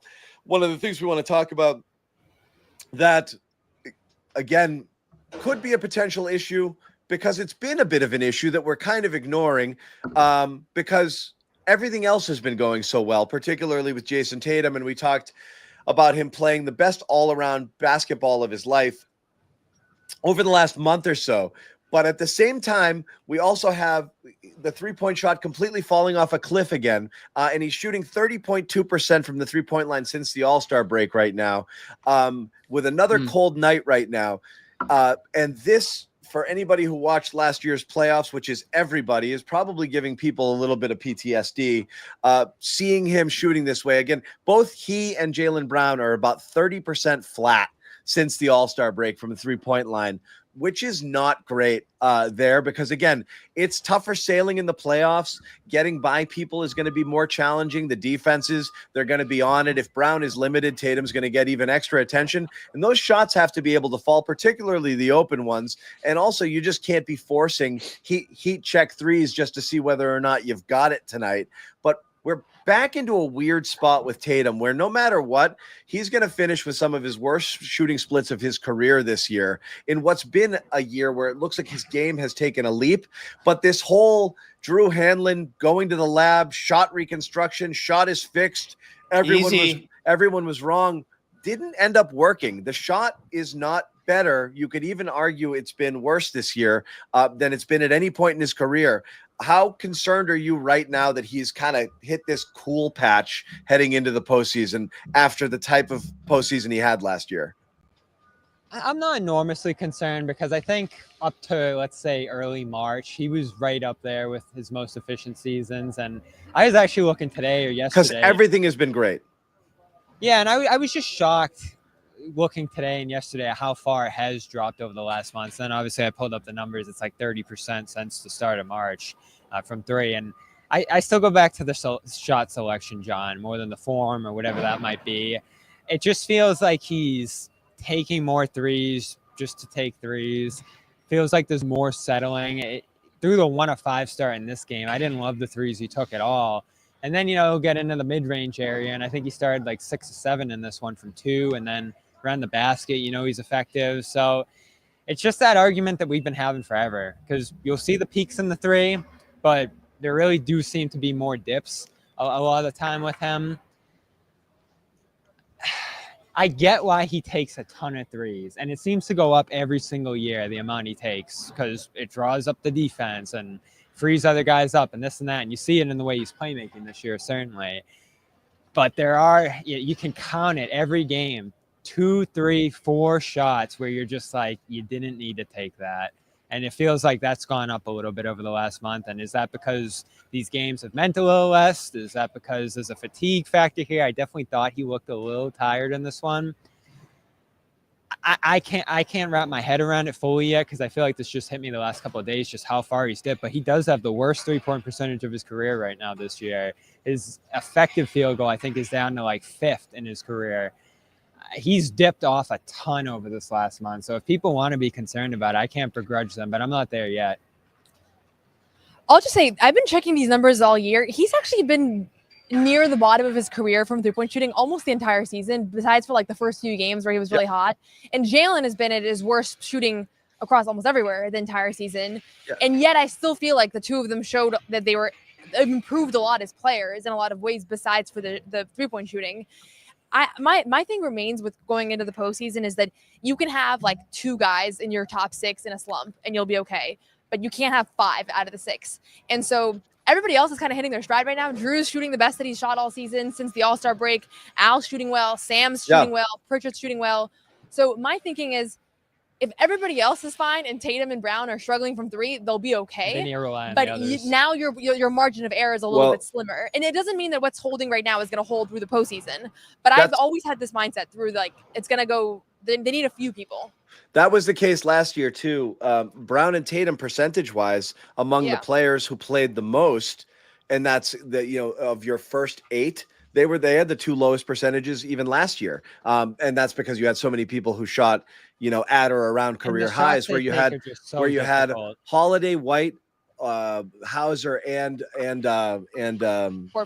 Horford all shooting 40+ last year. But yes, since the All-Star break, you have leveled off. You have gotten a lot of people coming back to kind of where you want to see them. Porzingis since the All-Star break, 40%. Derek White, almost 39. Peyton Pritchard, 41. Holiday, 38. Horford, 38. Hauser, 44%. Even Shireman is in his limited minutes, 45%. So everyone is back to where you want them. And that's fine, because if Brown and Tatum are going to be the engines of the offense and they have taken roles as playmakers a little bit more, that's better than if they were all, I agree with you, if they were all cold and just Tatum was hot and you just had to rely on heat checks the whole time and he had to carry you, scoring 40+ a game through the playoffs. You don't need to have that happen, which means you can adopt a similar mentality you had last year, which is you want to throw bodies at me, I'll drive and kick all day long and these guys will bury you. So I'm okay with that. That being said, he's still going to look for it and he's going to jack 10 of these things a game, and those 1 of 10 games aren't great. Like, it's so where I've been at with Tatum the whole time. Brown, Noah, as you pointed out, has not shot well all year. He's put himself on a 3-point diet since he realized that the shot's not there for him. And Tatum has not. So Tatum is shooting still career high numbers from 3. 10.1 coming into tonight. Yeah, 3s per game. And Brown dialed his way back. So I've always said if Tatum could eliminate 2 to 3 of those a game and either just continue working the ball, continue distributing, turn those shots into 1 extra assist per game or a few more passes or just more attempts to get to the rim, more free throws, that's all around better for him and the team. So I do wonder if he's going to embrace that, because as Bobby pointed out, what bugs me isn't as much the percentage as when he gets into these modes, he still tries to shoot his way out of it just to see if it's going to fall eventually. And you don't have that luxury later in the playoffs against better teams to sustain a lot of these really rough shooting games. And I think you can tell the difference between when he's trying to take it within the flow of the offense, when he's trying to be aggressive out there and draw up defenders, and when he's heat checking or trying to shoot his way out of it or whatever the bad ones might be a result of. And I'd say usually you can pick out like 1, 2, 3 a game where that just wasn't a wise shot.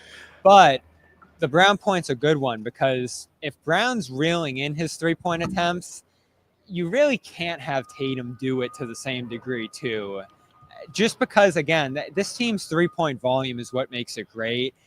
When the 3s fall for him is when this team really becomes unstoppable, and I know that drives you crazy, John, that like the 1 out of 10 where that happens, everyone goes crazy, but it is reality that his ability to hit that and the threat of him hitting that is almost as good as him hitting it, actually, because it just bends the defense in a way. And like we were talking about the other day, like if you're not a threat to be shooting 3s out there at the very least, or shooting a ton of them, it's just going to change the way the defense guards you. They'll be packing the paint more. They'll be playing off him a little bit more. They'll be more willing to switch and have those big guys out on them. it drives me crazy too, just watching in the flow of the game. But I do understand a little bit why they've pushed him in this direction. I do think it's a team that really has pushed him to drive that 3-point volume up, because I think it benefits everybody else. And it's tough because people watch him and they go, oh, Tatum's awful right now, but it's benefiting everybody else around him so much. I mean, the last thing you want is for him to be like looking wary at the 3-point line. Like I'm thinking Olympics Tatum, where he was catching the ball and you were like, oh God, like what's going on through his mind? Like that's what you definitely don't want. I think part of why he never hesitates. Maybe no, he did in the Olympics a little bit. Yeah, that's why it stood out so differently. But yeah, with this group, he never has. And I think one of the things that why the shooting slump has kind of gone under the radar is because you've never once seen him look at a 3 and like be uncomfortable, right? The reality is, yeah, him and Jaylen, they're not elite 3-point shooters. They really haven't been for most of their careers. Jayson had some really good seasons early on, but that's not what they do. They have that as a threat. And I think the last thing you want is somebody to just sag off them and then them to go over 6. And now you're like, oh God. But other than that, I'm really not concerned about it, because this is not that different from like the last couple playoff runs. And again, they have such a strong margin of error. If everybody else can deliver, like part of why December, January, they were struggling so much is because it was like a team-wide shooting slump. Like everybody was going through it individually. And later we learned the different storylines of Derek White and his joy and all the different things that were going on, but everybody else has kind of gotten it. So I don't know. I'm not overly worried about it. I will say, as you're reading out those numbers, there's one guy really didn't go through any slump this season. Peyton Pritchard has been at 41% literally every month all season long. Yeah, so, and I give him a lot of credit too, because I was looking at the numbers this morning and I was like, It's shout out to not unbelievable. having a slump for an entire season in your 6th man of the year campaign, because it's the shots that he takes too. Like you would think that he had a 6 or 7 game chunk. He really never did. He had smaller sample sizes, but never. I was going to say too, he's the exception, but when you do look at everyone else across the board and you're saying, oh, Horford's shooting great and all these other guys are shooting great, those guys almost exclusively shoot wide open 3s. So you expect it to be way above Tatum, expect it to be way above Brown. I think that's a benefit of the tough shots that those guys take. And even Brown, when it's no not, question, it's volume so shooters, the tough. percentage is going to be different. For sure. Always, yeah. And the defensive pressure too. So I give Tatum a little bit of leeway. They're just not pure shooters though. Like, I mean, I watched them in warmups and I'm trying to get them to make like 4 in a row so I can post it without it looking like I'm slandering them. And it's like, they're not pure shooters, like they're not out there hitting 3s after 3s after 3s. They Post do. the reality. Yeah, I mean, you know how Twitter is. Like I post a clip of Tatum bricking 4 shots in a row and the brick center is going to take You my guys place. heard it So- here first. Noah only posts positive videos on Twitter. I mean, you can tell that I don't post misses in a warm up, so nobody had to. Damn it! Trust me, there are some guys that are no longer in the Celtics this year that really benefited Yeah. from my There not. might be some guys on the Celtics right now. No, nobody's like it. There were some people last year. I'm going to leave them unnamed, but I tried to help them in their careers by not. There's not a including their- lot of people missing from last year's team, Noah. Yeah, you're right. You can do the detective work. Wait, actually, never mind. I take it back. Brissett, Svi, Yeah, sorry. those guys. Sorry, Brissett. I'm not going to say who it was. Jaden. I'm not going to say. That's fine. Those are my guys. So I look, and I know everyone else saying in the chat too. Like he does so many other things. He's creating open 3s. You don't want to shoot 30%, they're mutually obviously. exclusive. You don't want your best player who's going to take 10 threes a day, 10 threes a game, shooting 30%. You don't, no matter what. If he's going to shoot them, you want him to go in more. It has nothing to do with the rest of his game. People don't have to get defensive, and it's not a knock on Jayson Tatum. It's just, as you said, Bobby, and even myself, I'm surprised when I look at the numbers because I was blown away. He's playing so well, and you're like, oh wow, he's been cold for a bit, and that's the last 20 games, and then he had another 30% month, I think, too. So it's just been he's been battling it. He's been battling it all year. So it is what it is there, but it was Jimmy, an issue where you last at year. on him? It was an issue. I'm kind of with you guys. I mean, listen, I think we all can agree that the shooting hasn't been where we want it to be. I think it's funny because I do agree with you that I think it's been one of his best overall seasons of his career, just the way that he distributes the ball, the rebounding. I feel like we've all talked about how he gives the game what it needs on any given night. And on some nights, it feels like he has the opponent on a string and they kind of do exactly what he wants them to do. And he's been much better at getting other players involved. But the 3-point shot has to fall. And that's why last year in the playoffs, you had people bending over backwards, writing, 2,000, 3,000 words on why Jayson Tatum actually is good. Everybody, every Celtics reporter, telling you Jimmy- why actually he's good. And if you have to say all those words in order to prove your point, you've already lost the plot. And so the casual, you can call us casuals, you can say whatever you want. I do understand what Jayson Tatum does well, but at the end of the day, when you're watching the game and he misses 7 or 8 3-pointers, you're going to say, what the hell is going on with this guy? It's also Why is he continue to take these shots? He's talented enough to score inside. Whenever he does get aggressive and attack the rim, and, he actually does have a bit of a bag. He just doesn't use it as much. When he does, it's he's a power damn. forward. Yeah. Right. So one of the things that is funny about shooting percentages, because I'm always on, it's funny you guys are all surprised by the numbers. I've been monitoring his 3-point struggles, wondering why nobody's asked about it, because it as far as this discourse around this team, because they have not been good for a while. And the reality is that the difference between shooting 30% from 3 and 40% is 1 basket in a single game, because he's taking 10 a night, right? So it's 1 basket in a single game.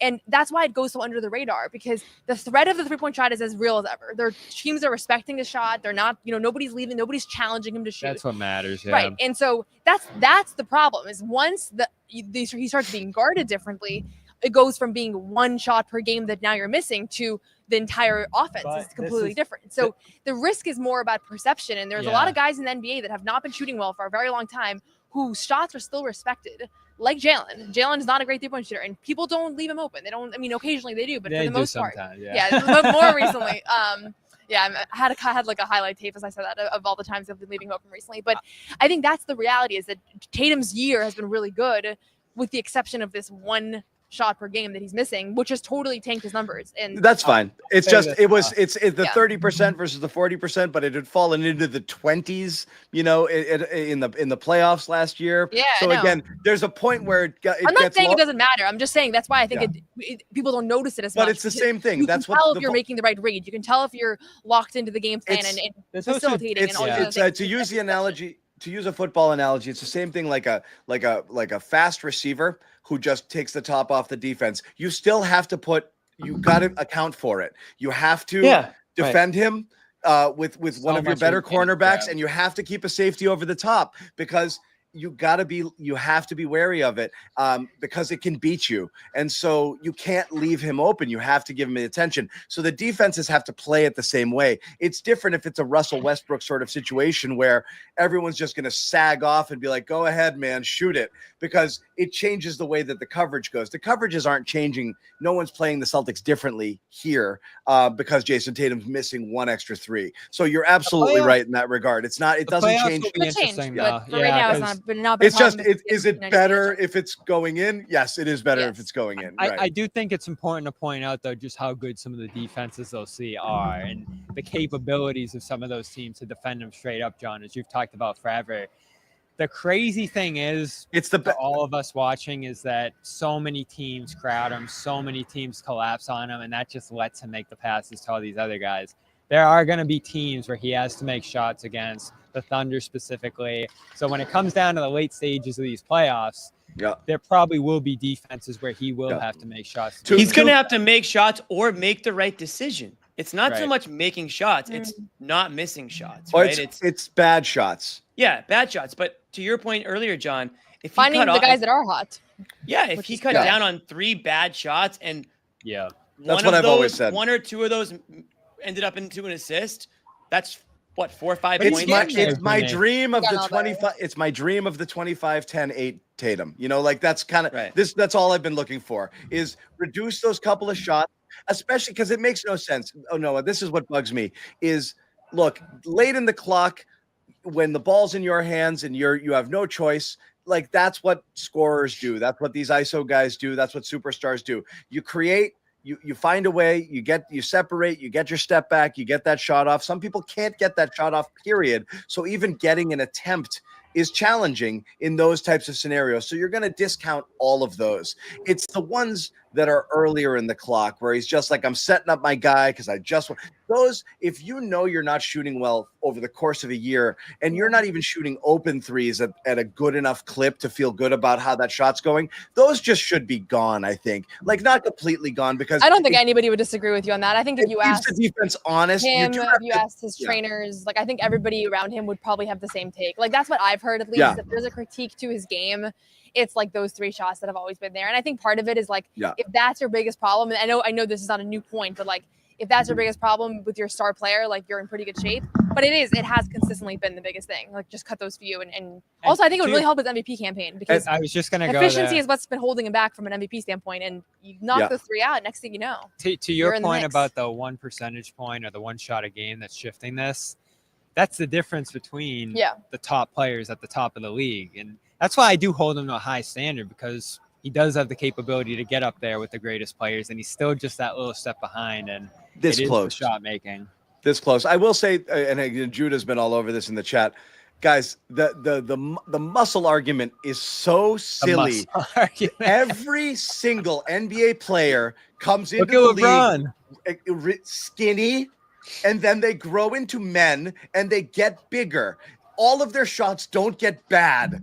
Okay, Isn't it crazy? It's LeBron? this take drives me insane. He's too bulky. First of all, he's not even that bulky. He's literally the size he should be given his frame to play in the NBA and to be able to take the pounding that he takes and for his body to hold up. He's the perfect size. This notion that he's so bulky it ruined his shot drives me look at Grayson crazy. Allen. Grayson Allen looks like somebody inflated him, and it's like no one's complaining about that guy. It is so what a silly. random example. Grayson Allen gonna go LeBron, Jimmy. Look at Grayson Allen. I know we this year just he compared to, actually like, did last that year. too. It looks insane. All of these guys. Guys, it doesn't happen overnight either. Like Jayson Tatum's not just in the gym nonstop and then decides, oh, I'm going to shoot a basketball after 3 months. Oh my God, I'm so much stronger now. I don't know how to shoot the ball. I don't know how to use my arms. Like, it's not how it works. Yeah. Like, I never thought at this point in their careers we'd be saying LeBron's a better 3-point shooter than Tatum, but that's probably the case right now. No, definitely. He's in a great 3-point stretch this past And he season. takes the Tatum shots too, all these crazy ones. It's unreal. Yeah. So that's, again, is it a concern? No, but we're at the point where we're not seeking negativity. We're seeking, don't say anything negative, John. Cracks in the armor. Is there anything that can derail them here from getting to the finals? The Jaylen thing is and will continue to be a concern, I think, game to game. And so we'll see how that goes. The one thing I thought was, I'm not going to say encouraging, but he did say, we'll see. Maybe it does get better. Hopefully it does. If it doesn't, I'll just have to be this way. At least there's some level of hope that there's a chance that there is improvement naturally over time. That would be great. But what a great press conference he had. That's what I said. I can't wait to write my post-game story. It was the best. He was so open. Like, he said was it all. Willing to discuss it. Yeah, he said it all. He really liked your question, Noah. That's the second great question you've gotten this year. Was the first one from Joe?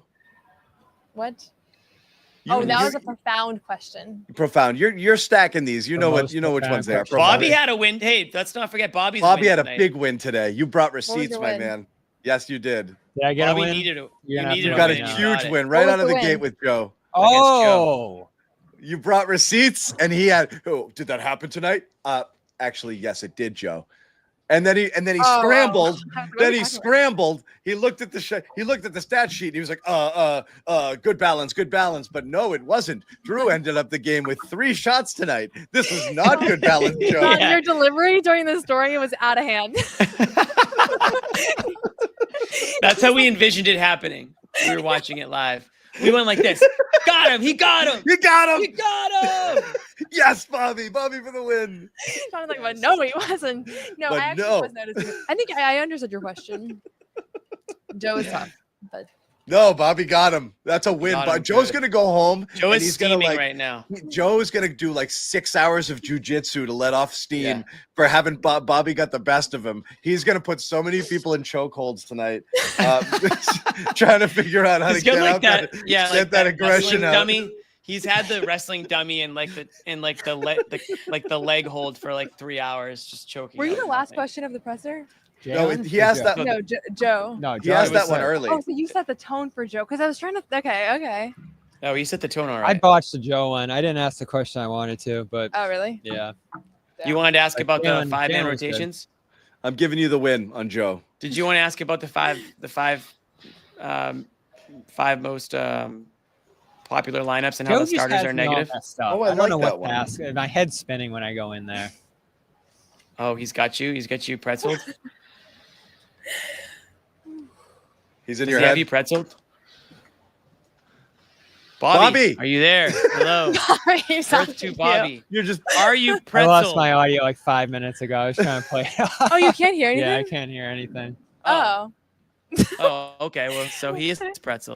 I can't believe you thought you could play that off. Oh my God! How could you play it off in a I'm conversation? sitting here telling audio Bobby file. how well he did in his press conference. All right, Wait, so you can Bobby's- only hear me? Yeah. All right, this segment you got to stop talking. Then. All right, Noah, can you translate? Bobby got Can a we talk win. about the main Celtics? Perfect. Oh God. Wait, what? You have 10 seconds. Okay. They want to talk about the main Celtics. They're going to the Eastern Conference Finals on Sunday. I went to Westchester yesterday. JD Davison put on a show. JD will be facing Mac McClung, last year's MVP, so it's a clash of the MVPs. I saw you're your looking I saw for- your interview with there. He's nervous about going up against him because he's so quick. He's going to have to be physical with him and keep it. John, I didn't know you were so up to speed on my Twitter account. There's literally I was nothing I fine miss last anywhere. Like I gotta say, I'm just There was I'm like a 4 people consumer of tweeting me. content, Noah. But yeah, I was he's got talking about this got with Gary after the game. Yeah. JD in the G League is really something to watch. Like it's very if you just like basketball. 17 assists. 17 assists, 32 points. He did not have it going yesterday at all. Couldn't hit anything. Third quarter tie game 76-76, 4 minutes to play. He just took the game over. 14 points in the last 4 minutes. Like it's just really fun to watch. I love watching basketball. I've been watching him for a few years. I just think it's really fun to watch. It's obviously not like that newsworthy to most people, but if you are looking for something to tune into these days, as these games don't have that much meaning. Sunday they play the Magic. I actually am interested in Norris. Oh, just he's great too. because He just got here. They swapped a guy out to go get him. He's NBA size, and that's He can shoot too. For all this JD conversation we're having, like it's the big wings that do intrigue you, the Petersons, the Norrises, just because like they did that with Hauser. And Norris just came here and is just shooting the ball like crazy. 27 last night for him. When I went up and watched him, his shot looks really good. Like it's very smooth, doesn't touch the rim at all. He takes tough ones. So I'm starting to get a little intrigued with him going into next year because he'll be back next year. And maybe does he fill in some NBA minutes next year on a team that's going to maybe lose a guy or two? That's what I'm interested in seeing with them because Peterson, I don't know, we've seen him up here. He hasn't been dominant in hit or Maine miss. either. He hasn't like. I'm really interested to see who they're going to sign late. I feel like it's a complete toss-up at this point. Will they definitely sign somebody? Yeah. Yes. Yeah. Noah, did you keep guys? the We box gotta score? we gotta I saw wrap you it. tweet the box Let's wrap score. it, yeah. We Did gotta you keep wrap it? it because Amit's gonna die. The batteries. Did you keep are the gonna die. box score? I saw you tweet the box score last night. I tweeted out the box score from yesterday's game. You can find it on my. I know. I was looking at it, and I actually have a question for you. Why Yeah? can't Moses Brown stay in the NBA? Oh my God! Everybody was this was like the big discussion in Westchester yesterday because he has 26 points. back. He has 26 rebounds literally all the time. Right. These are the kinds of numbers. It's like a full team game plan to try to figure out how to stop Moses Brown. Speculation. Why can't he play in the NBA? Okay, Jimmy, we can talk about this offline. Okay. We'll do No. Mo Brown is one of my Give me your take. bad Why takes this that People I are want- wondering that- if maybe it's like a character, like a buy-in, a work ethic thing. I don't know. I don't want to like say that like I know that, but that's what I was hearing yesterday because he's been on a bunch of 10-day Right. deals. He's bounced around. He's a He big was on the showboating Celtics guy. for a second. Oh, Fun really? to- Yeah. He's a big showboating guy. He's fun to watch from like a viewer standpoint, but I don't know why he's not sticking because he Celtics doesn't make moved on sense from to him be. fast. He does not make sense to be in the NBA in the G League. Like he's quickly. I have Got to acknowledge a super chat here from Ray's Me asking too. does Jayson Tatum actually think he's a good 3-point shooter? The question I don't want to frame it that way. Just make sure you say actually. Yeah, I don't want to frame it that way, but I do wonder again. I love the questions people send me to ask Tatum. It's so Yeah. funny every time. But the mindset is interesting in terms of like he's he's far enough into this now where he's got to know that, like, I'm not awesome at this, but he's still shooting a ton. How much of that is just Joe Mazzulla game plan where volume is important? It's going to be in my hands and we got to get him up. And so, John, no player at his level thinks, oh man, I'm just not that good at that. No, Nobody. he should. He should. If he starts thinking he's not awesome, he's not going to make any. There's no punishment. Like this is what they Mazzulla can wants. take any shots they want. Yeah. And that's it. That's the answer. Anyway, Bobby, what we were saying earlier when you lost your audio is I'm giving you the win versus Joe for having the receipts. Let's go. Yes. Yeah. Yeah. Having the receipts when you're like, knew, what do you think about balance, Joe? And he's like, what are you talking? What did that happen tonight? And you friggin' hit him with it. And that was it. You said, well, those guys. White and Holiday only took 3 shots and he was scrambling. He looked at his stat sheet. He was like, shit, Bobby got me. I come in there with a book full of stats because I know he's going to. I've been doing this for 3 years now. Yeah. The usage percentage. Gary was shocked I knew that. You were great on that. A lot of people could have choked that one away. Yeah. Me versus Joe. The battle continues. Yeah. You got one. We said you needed one and you got one. Do you miss that whole monologue they were giving? Yeah. You're going to have to rewatch it later. They were giving you a lot of credit. Don't let Bobby get hot. I got some credit cake. Bobby get hot. Don't let him win one. Don't let him win one. Do not let him win one. By the way, before we sign off, can't wait to see Marcus Smart on Sunday. Making another return to the Garden. I hope this one goes a little better. But we'll see. I went to that Memphis game last year that was supposed to be Smart's return. He didn't play, and they played like five guys who probably aren't even good enough to be in the G League this year. That was one of the worst. That game was so bad. I remember that. Well, the Wizards aren't any better, so. Yeah, we'll see the Wiz. Anyway, thank you guys for hanging out. The poll, I believe, was fairly decisive. There's still a chance to have your say here to get your slice of blame pie if that's what you want, but you got to do it on Twitter. The YouTube poll is shut down. Damn it, Ahmed has a pretty sizable lead. Might be difficult to make up, but if you guys want to get after it, you can vote on X all the way up until Sunday's game. The poll remains open, but it looks like it's going to be a Damn it, Ahmed versus you're muted.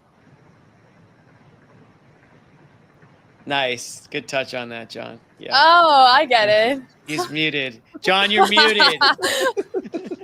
I did that for the With kids. all of our audio issues, you can't do that. You can't pull out on this right now.